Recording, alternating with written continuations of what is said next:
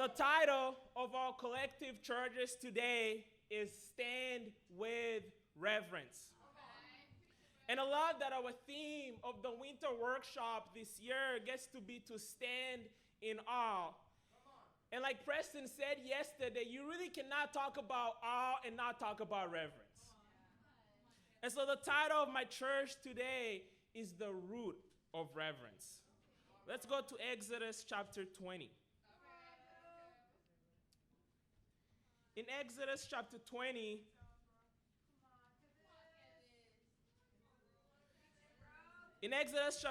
verse 18, it says here, when the people saw the thunder and the lightning and heard the trumpet and saw the mountain in smoke, they trembled with fear.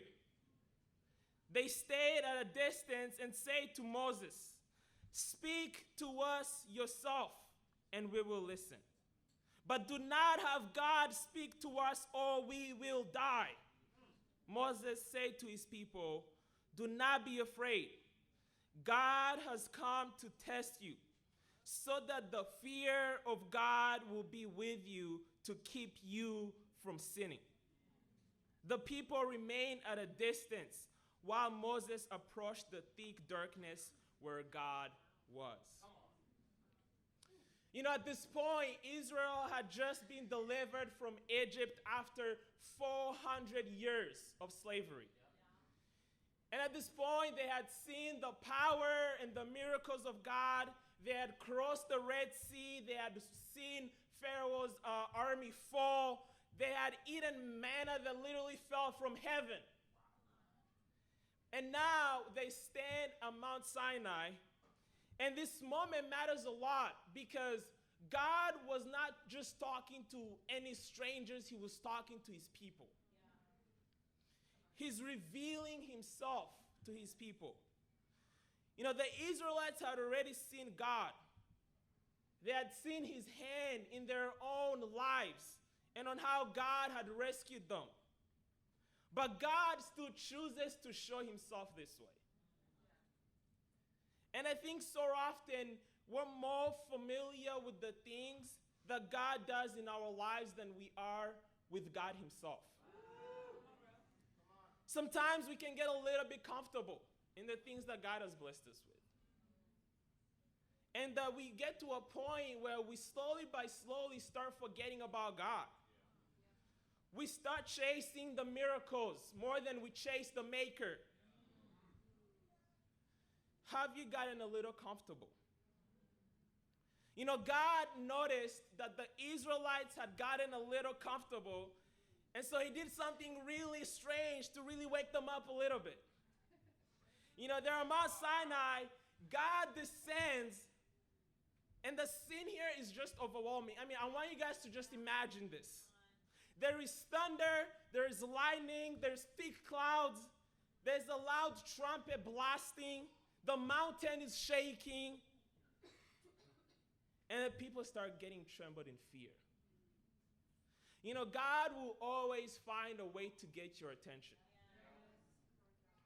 You know, out of all the ways God chose to show himself to the Israelites, he chose to descend and show himself on Mount Sinai with thunder and lightning and mountains shaking.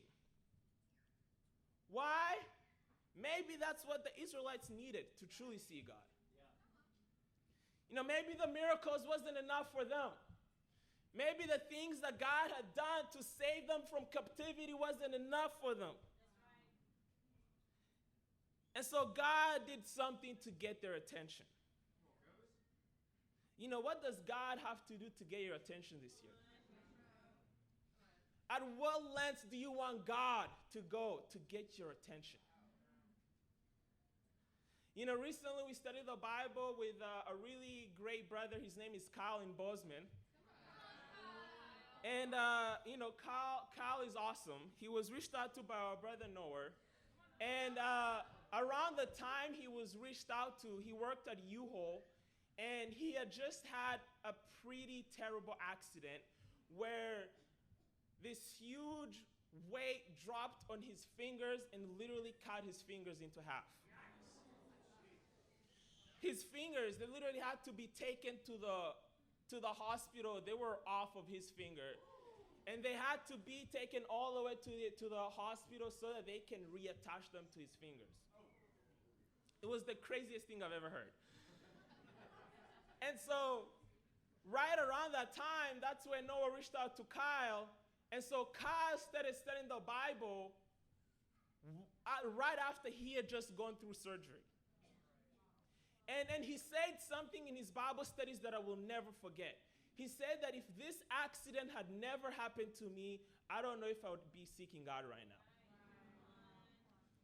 Kyle was working 80 hours a week while being a full-time student.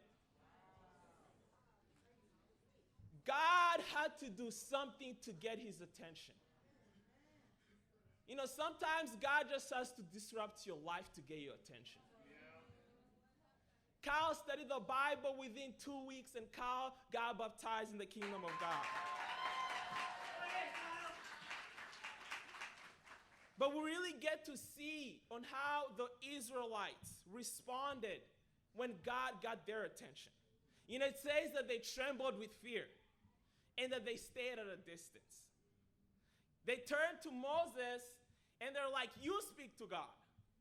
Because if we do, we're going to die.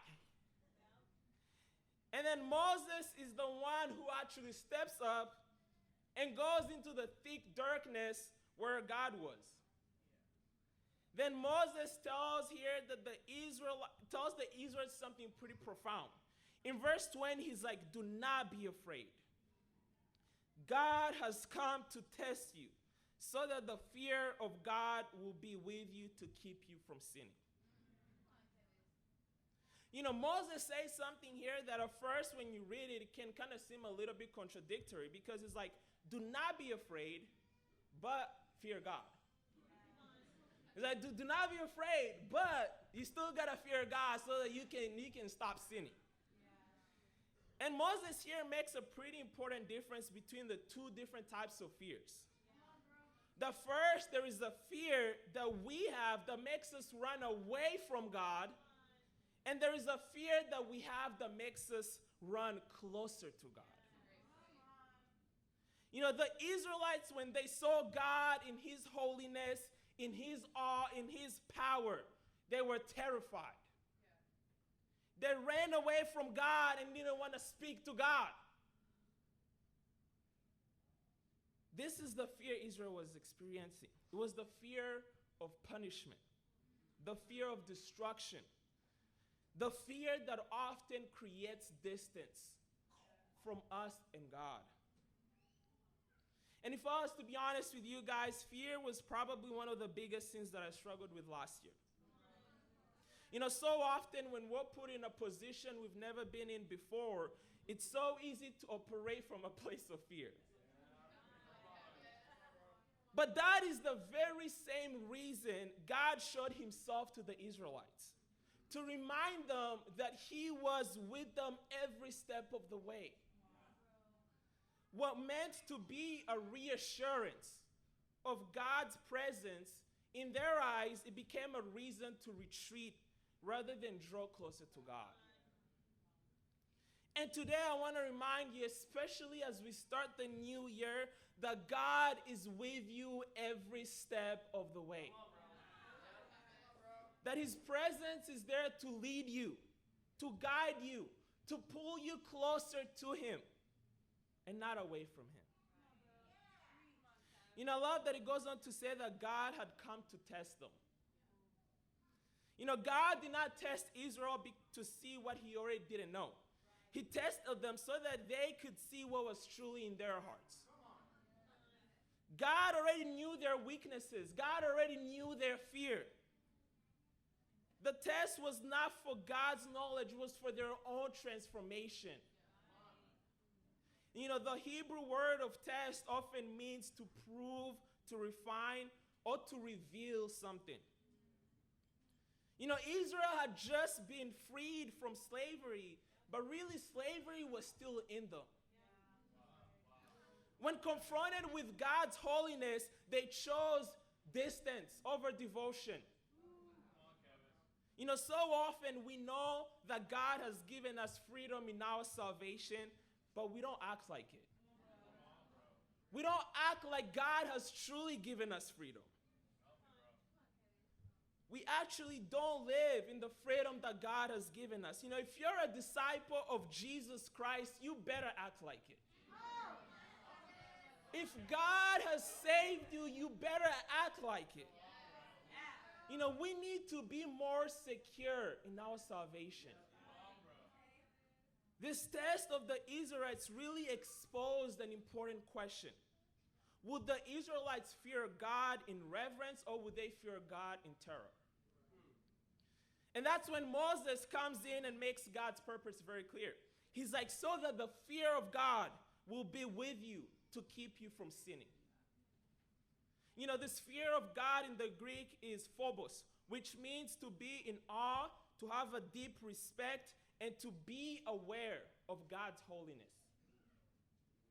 This is not the fear that runs away from God. This is the fear that stands firm. This fear is reverence. This is the fear that doesn't make you hide. This is the fear that when you fall short of God's glory, you know how to run back to God instead of running away from Him.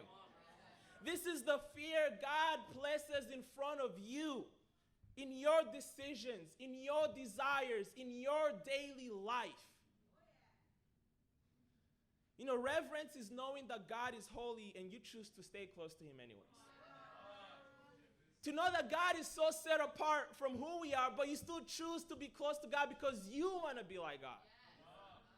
That you want to glorify God. But Moses gets to explain why this fear is pretty important. He says to keep us from sinning. Moses here shows us that there is a direct correlation between our reverence and our obedience. When reverence is the root, obedience will always be the fruit. What you fear the most, you will always obey the most. So if you truly have a reverent heart before God, you will obey God. God wanted to root reverence in their hearts before temptation ever arrived in their lives. Reverence is preventative. It helps us not to have room in our hearts to entertain sin. Reverence guards our hearts from entertaining anything that is not from God. But we know how this ends for the Israelites, because surely in Exodus 32, the Israelites make their own God and they start worshiping their own gods. The Israelites had freedom, but they weren't obedient. Just because you're saved doesn't make you obedient. Freedom doesn't guarantee obedience, reverence does. And so we really got to learn to operate from a place of reverence in our relationship with God. To understand that, yes, God has given us freedom, but it really does start with reverence.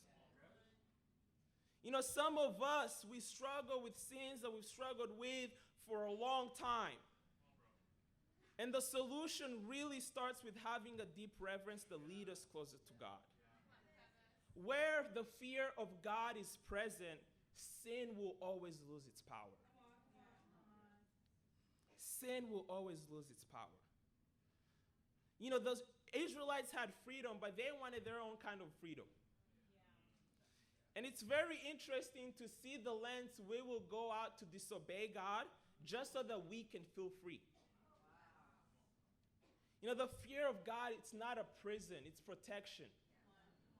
It protects us from entertaining anything that is not from God. Let's close that in Proverbs 16. In Proverbs 16 in verse 6, Proverbs 16 verse 6, it says, through love and faithfulness, sin is atoned for. Through the fear of the Lord, evil is avoided.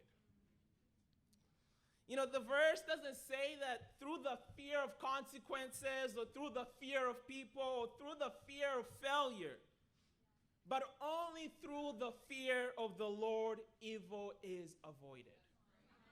You know, when reverence is the root in our relationship with God, obedience will always be the fruit. Holiness will always be something you desire. Sin will start losing its appeal in your life. Why? Because you simply revere God. You know, the Bible says that the people stood far off while Moses drew near to the thick darkness where God was. This was the same God. Same holiness, but different response. One group backed away from God, and only one man stepped forward. Why? Because Moses understood something that the rest didn't. That being reverent towards God, it's not a barrier to our intimacy with God, it's the foundation of it. Reverence is the foundation of our relationship with God. So the question is, are you going to be that one man this year? And so let us go after making reverence the root of our relationship with God. I love you guys, and to God be all the glory.